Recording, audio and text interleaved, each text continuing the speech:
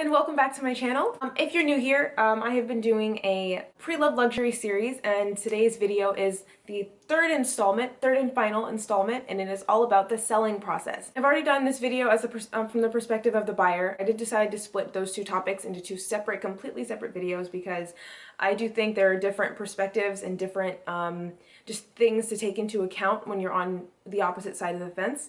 And I also did my best pre-loved luxury handbag tag as well, so I will link those two videos down below, and please check them out because one thing I think is important to remember is that whether you're the buyer or the seller, it's good to know the other person's point of view. And I think that I mean, that's true of anything outside of buying handbags. But today I'm going to talk to you about selling, my tips and tricks on selling, and then just different places. And I'm going to compare and contrast different platforms where you can sell your items. So if you're new to my channel, hello and welcome.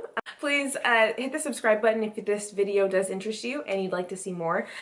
If you are new, I'm going to let you know that I have 3 years or so of experience. I work for a luxury consignment boutique, and for the company I do pricing and research. Today I'm going to talk to you about number 1, what to sell, number 2, where to sell, and number 3, how much to expect when you sell your items and managing your expectations. That is very, very, very important.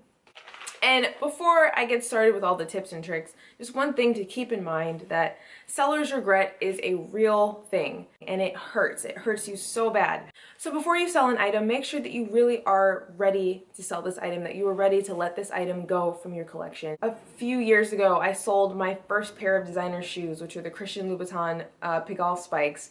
But I just remember, like, now I think back and I just regret it so much. I really wish I still had those shoes in my collection, and now, like, I just don't see myself buying them. But yeah, so make sure it's something that you're not using anymore. It's something that you no longer need. Perhaps you've replaced it, or you intend to replace it with something that you like better. Okay, and this is something that you learned very, very early. You cannot resell everything.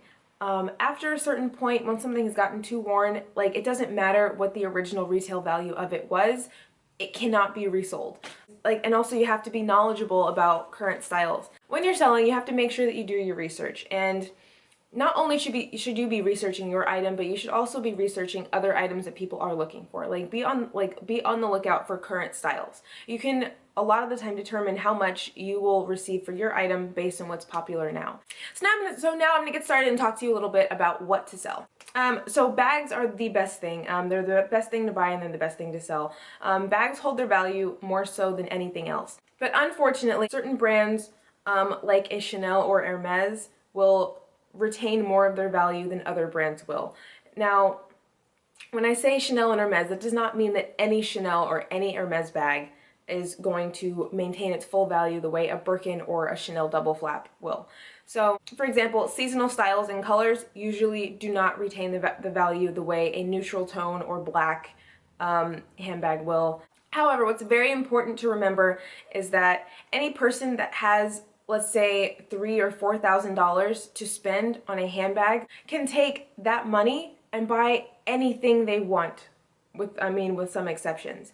Like, you can buy 2 new bags for $4,000. So it's very important to remember to not overprice your bags, because ultimately someone with that amount of money can get whatever they want. Me personally, I like to start, especially with the higher value bags, start at least $1,000 below retail and go down from there. And I'm also not someone that sees handbag purchasing as a financial investment. Yes, of course, I do take resale value into account when I am purchasing a handbag, but I know that if you're trying to make money on an investment, there are better things to use that money for than, fashion items. So now I'm going to talk to you a little bit about shoes. And shoes hold their value, I would say, among the least of any other fashion item, simply because of how they're used. But more importantly, most if not all shoe designers will go on sale 50% once or twice during the year. And so you could potentially go from a store and buy a new pair of shoes. Now when I do pricing in general, I like to start the shoes at, depending on where, at least half of the retail price that I was able to find. once you get into the territory of spending perhaps, I don't know, $400, you can buy new shoes for that price. Even Chanel shoes go on sale, so, and Christian Louboutin goes on sale, everything goes on sale nowadays, so I just don't really recommend pricing shoes at or very close to retail prices. Just objectively think, would I spend X amount on these shoes? So now I'm to the portion of the video where I discuss where I like selling things. So I have myself personally sold with all of these companies, and these are just a little bit of tips that I like to use when selling with these companies. There are a lot of factors to take into account when you're deciding where to sell your pieces. The first one is, how much money do you expect to get, and how much money would you be satisfied with getting? So obviously you get the most money if you are not having anyone help you. Unfortunately, these companies are not out here to help us for free. So yes, it is part of their business and is part of their business model to take a commission or to take a percentage of the sale. That's sort of how businesses work.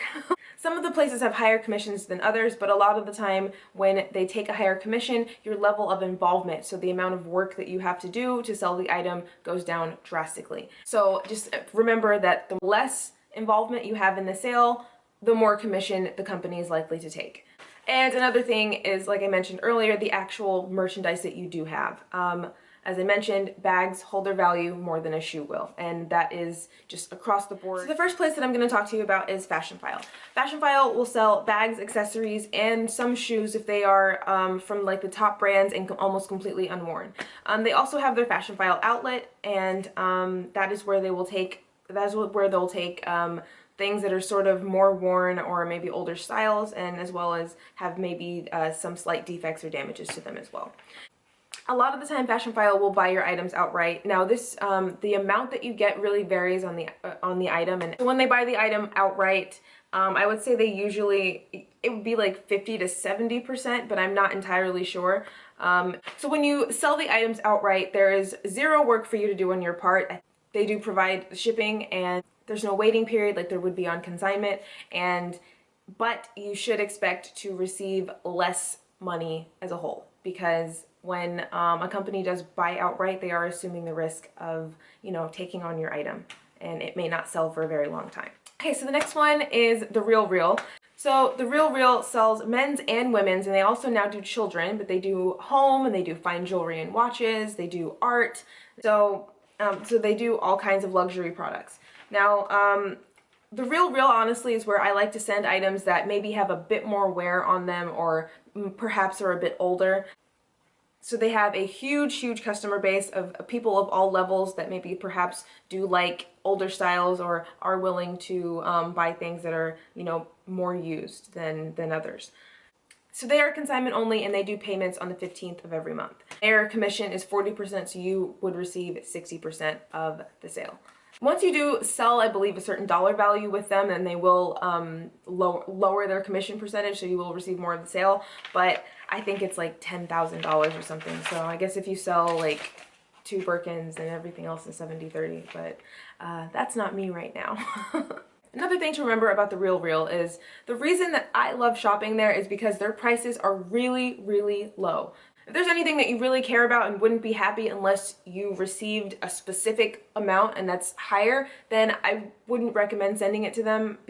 Granted, that's why I like shopping with them, because I'm able to get more for my money, but just remember that. They do sell relatively quickly, especially if you have higher demand items, but be prepared to wait for your sale. And another thing is that they accept returns, so something may come up in your account as sold, but the person, once they receive it, may end up sending it back, and that it'll end up not being credited to your account. So it is a bit of a waiting game, and I believe they keep items for about 6 months or so. Okay, the next one I'm going to talk to you about is one that I am not fond of at all, and I'm being honest, and that is eBay. I mean, I've been selling on eBay since I was, I don't know, for almost maybe 8 years or so, on and off. I mean, I'm gonna be very honest, I'm not a fan of eBay as a seller. As a buyer, I think it's great, but I've had such bad selling experiences with eBay that I have just gone elsewhere. Nowadays there are many different places to sell things online if you wish to, so maybe 10 years ago they were the only game in town, and now that's just simply not the case. For eBay, I wouldn't sell anything expensive on eBay, so maybe anything over $400 or so, maybe even less than that, honestly. It definitely is the biggest marketplace online, and it's the one that's been around the longest. It's one everyone knows, but they just seem to always side with the buyer, which is, like I said, which is why I said it's probably great as a buyer, but they really tend to only side with the buyer. And sorry, this isn't a rant, and I'm not trying to bash anyone, but sometimes I've come in contact with a few buyers who just were not educated in some of the luxury items that they were purchasing.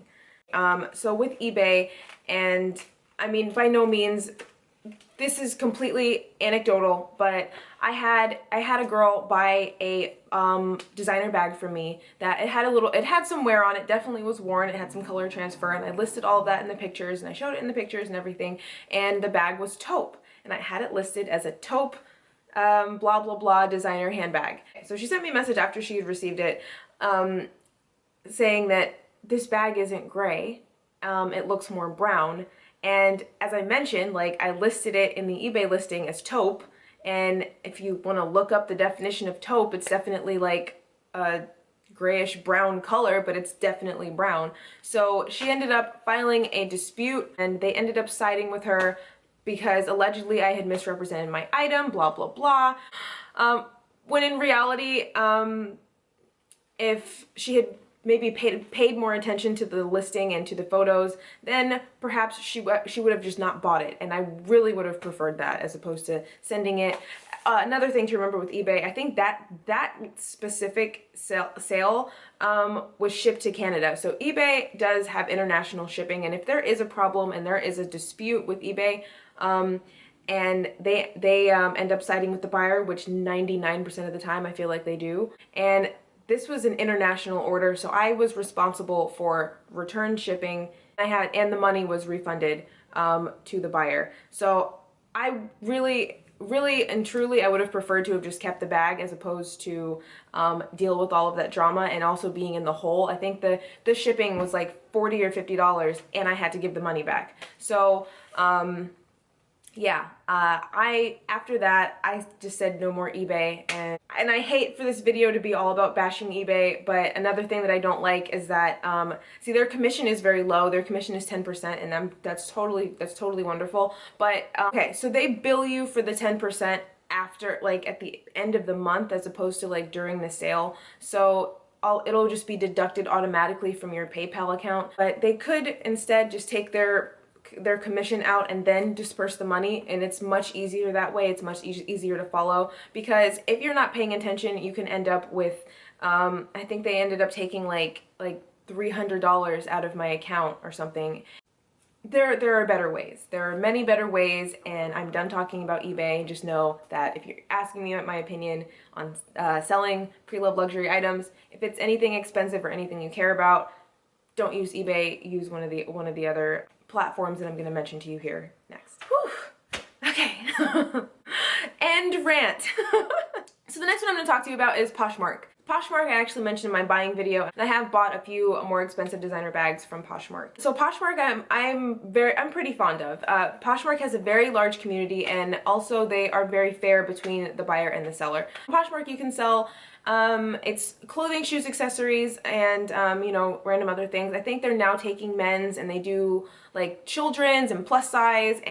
And another thing that I love is that Poshmark, the shipping is paid by the buyer, and it's a flat rate, and I think it's up to £5. So I love that. I think it is just so convenient for the seller, and I think it's even for the buyers, it's like $5.95 flat rate shipping, and it's all to the US. Now, the one thing about Poshmark, which really they don't really have much control over, is that they have buyers of all levels. Like, you can buy almost any brand you can think of there, from you can buy Target brand clothing to Hermes bags. It's a very, very broad market, and for that reason, you will have a very, very broad spectrum of buyers on your website. So they do have the ability on Poshmark to send you firm offers, which is something that I really, really love. But sometimes, like, you will get on Poshmark a lot of lowball offers, and I mean, yes, you shouldn't be offended at a lowball offer, but you know, it's sort of annoying, like when you have a pair of shoes listed for, like, let's say $250 that originally retailed at maybe, I don't know, $900 or more than that, and someone sent you an offer for $20. It's kind of annoying, and I really hate when they do that. Sometimes, since the clientele is so broad on Poshmark, some items don't tend to sell for very high. And one thing I want to mention that I messed up on in my selling video, I only mentioned that you can only put 4 photos on Poshmark per listing, and right after I filmed the video, I updated my app. Now you can put 8, and you can even zoom in on the photos. So yes, they have updated their website a lot, and my bad. So the last one I'm going to talk to you about is TradeZ, and TradeZ I think is one of my favorites to as a seller. I didn't mention them so much in my buying video just simply because I haven't really bought from them in a long time, and I'm going to change that because they really are a great website, and they're one of my favorites. So on TradeZ, I mean, you can find a very broad, broad range of different designers, but generally speaking, the things that you tend to find there are much higher end, and their commission is 15%. That has since been raised from a few months ago when it was 10, and they also charge a 2.9% processing fee if you decide to disperse the money into your bank account as opposed to keeping it and using it as credit. So their shipping is included. The buyer does pay for it. It's like $8.50 extra on top of the price that you set. You are able to set your own prices. So a great thing about TradeZ is that you can also look through older items that have been sold, and you can check the historical selling prices for items similar to yours. That is a great tool that I use when I'm listing my item, because I know that I can see sort of the range of, I can see sort of the price range of what my item has sold for in the past. Next is that on TradeZ, the listings are very easy to find. They come up on Google shopping search results. So, and a lot of the time with items that have been discontinued, they're only available on TradeZ, and you can find them very easily on Google. And if they're easy to find, they're more likely to sell quickly. So that's a really, really great thing about that TradeZ has.